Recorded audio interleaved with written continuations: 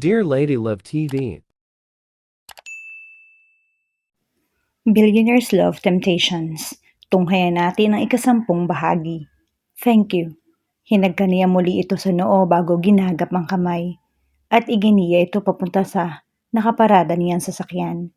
Na makapasok sila sa loob, hinarap niya ito. Narinig mo ba lahat ng pag-uusap namin ng auntie mo? Tumango ito at tila wala sa loob na pinaglaro ang mga daliri sa mga daliri niya. That helped him relax a little more. She was touching him. Tingin niya ay magandang senyales iyon. Narinig ko mula doon sa part na tinanong mo si auntie kung nanay ba niya yung isa sa mga babae sa picture. Tumango muli si Bright. Kung ganoon ay narinig mo ang lahat ng importanteng parte ng pag-uusap nila. Nang tiyan nito. Tama ang sinabi ng auntie mo. May kapalit ang paghahanap ko kay Nora at sa pamilya mo. Tama rin ang hula niya na posisyon sa kumpanya at mana sa lolo ko ang kapalit noon. My grandfather and I have a deal. Ibibigay niya sa akin ang presidency ng The Lab at ng 80% ng yaman niya kapag nahanap ko si Nora at pag pinakasalan ko ang apo nito kung mayroon man. Naniga si Kyla. Sa kinauupuan nito at bigla nitong hinila pabalik ang kamay pero hindi niya hinayaang mabawi nito iyon. Humigpit ang hawak niya sa palad ng babae. But it doesn't matter anymore. I'm getting out of the deal. I'll tell Grandpa that I don't want the position anymore. And you can't do that. Nakatungo si Kyra.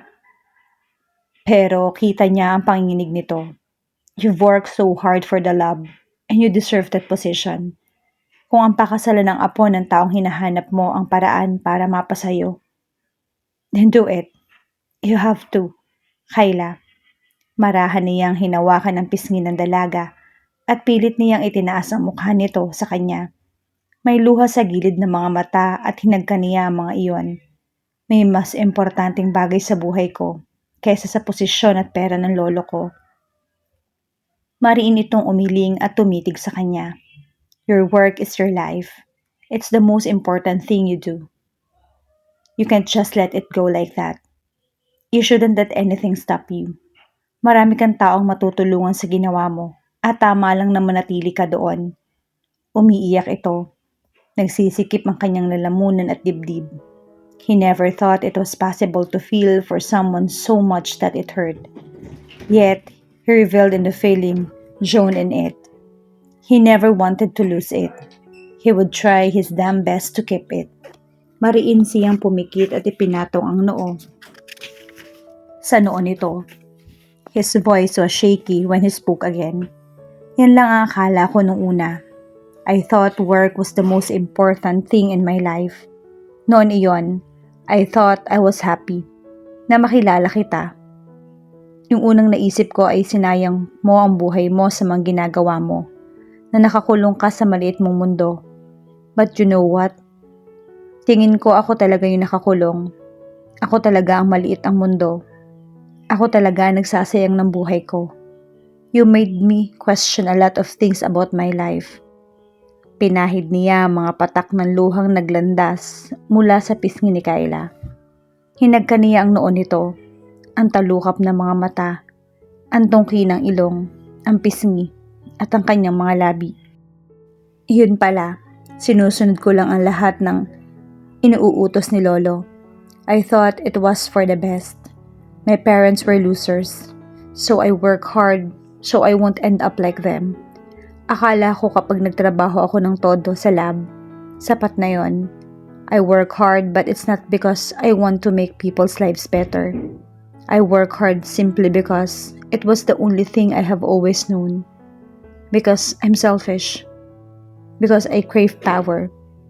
Because I'm just your typical businessman whose main goal in life is to amass profit.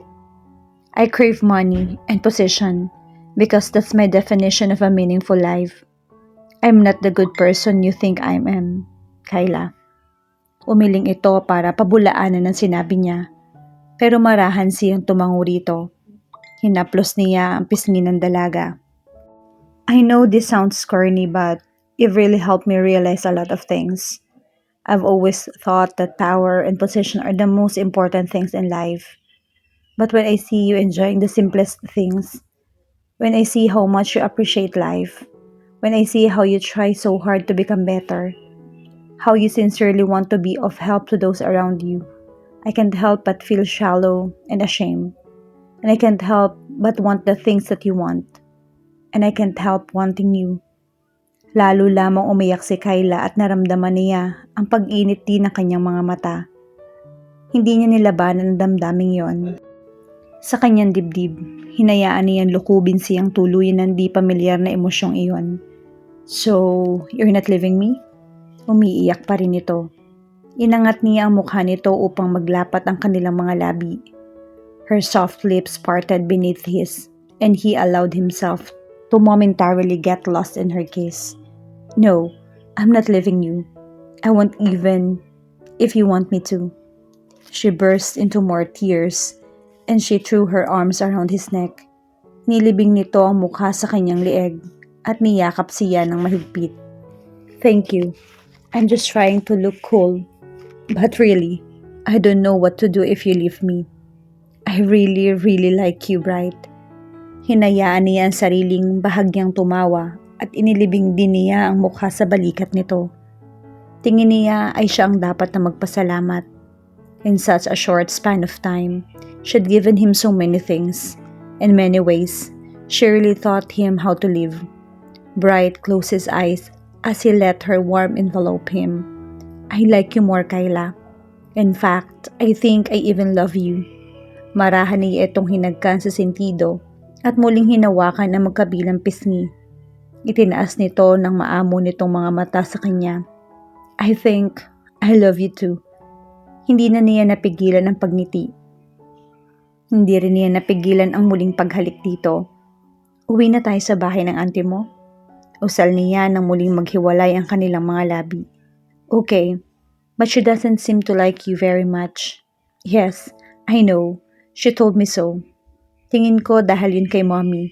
Parang nagalit siya kay mommy kasi nung nagpakasal si mommy kay daddy, parang gusto nang kalimutan ni mommy na naging mahirap siya. I think auntie's prejudice against anyone who's stinking rich. But your idol is stinking rich too. And that's different. He grinned and kissed her lips again. Lumambong ang mga mata nito. Paano yung lolo mo? Mabilis niya itong muling hinagkan sa mga labi. He'd be mad, but it's okay. Hindi niya ibibigay sa akin yung posisyon pero hindi niya ako matatanggal sa lab. I'm one of his best assets. Tumango lang ito. Marahan niyang pinisil ang pang-ibabang labi ng dalaga. It's really okay, Kyla. I'm still rich. Inikot nito ang mga mata at tumawa siya. Should I say I'm rich too? Natawa siya bago sumeryoso.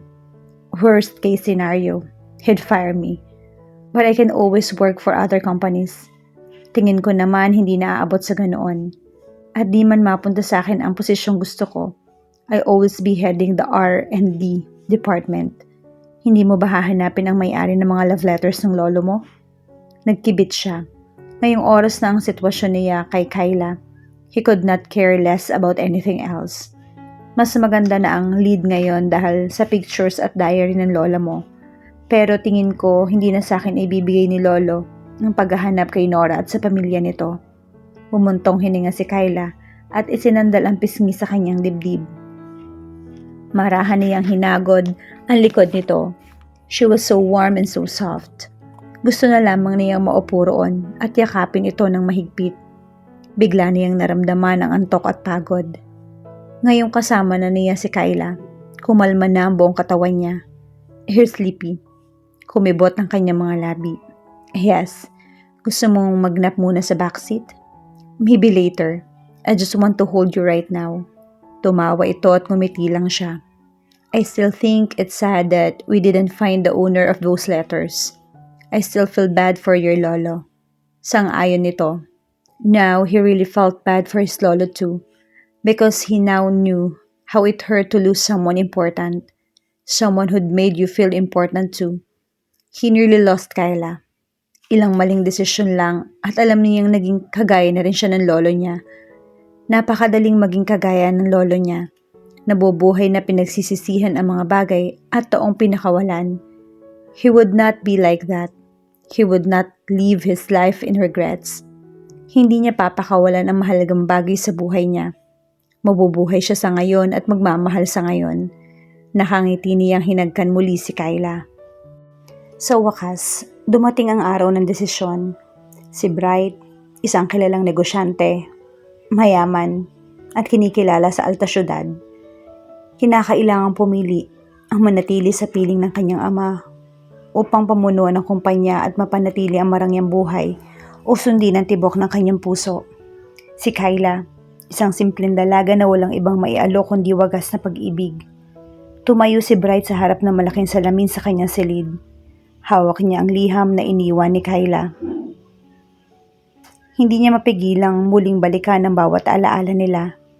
Ang ngiti na palaging ibinaabot nito sa kanya. Ngunit malinaw ang sinabi ng lolo niya. Hindi mapapapunta sa kanya ang kumpanya kung hindi niya hahanapin ang anak ni Nora. Napakabigat na pa siya, ngunit sa kabila ng lahat, naging tapat si Bright sa sarili. Tumungo siya sa kung saan ang ibinubulong ng kanyang puso. At gayon din ang isang pamilyang kanyang pinapangarap, ang makasama si Kyla habang buhay. Ito ang realidad ng buhay. Kyla, pinipili kita, mahinang sabi ni Bright. Wala akong kayamanan, pero ikaw yung mundo ko. Tumulo muli ang luha ni Kyla, hindi dahil sa lungkot kundi sa labis na tuwa. Yumakap sila ng mahigpit sa isang at isa. Isang yakap ng dalawang pusong sa wakas ay pinili ang isa't isa. Habang papalubog ang araw, magkahawa kamay sila naglalakad. Wala nang yaman, walang titulo, walang posisyon. Pag-ibig na lang, at sapat na yon. Sa kabila ng napakaraming pagsubok, napagtagumpayan ni Bright at Kyla ang hamon ng pag-ibig at pakikipagtunggali sa kabila ng kayamanan at pagmamahal. Ngayon ay kapwa na silang handang harapin ang panibagong buhay. Haharapin ni Bright ang lolo niya, ipapakilala si Kyla at bubuo sila ng isang masayang pamilya. Hindi man naging madali ang mga pagsubok at kanyang pinagdaanan. Ngayon, masaya ang kanyang puso, masaya ang kanyang buhay, dahil ngayon niya nalaman ang tunay na kahulugan ng pagmamahal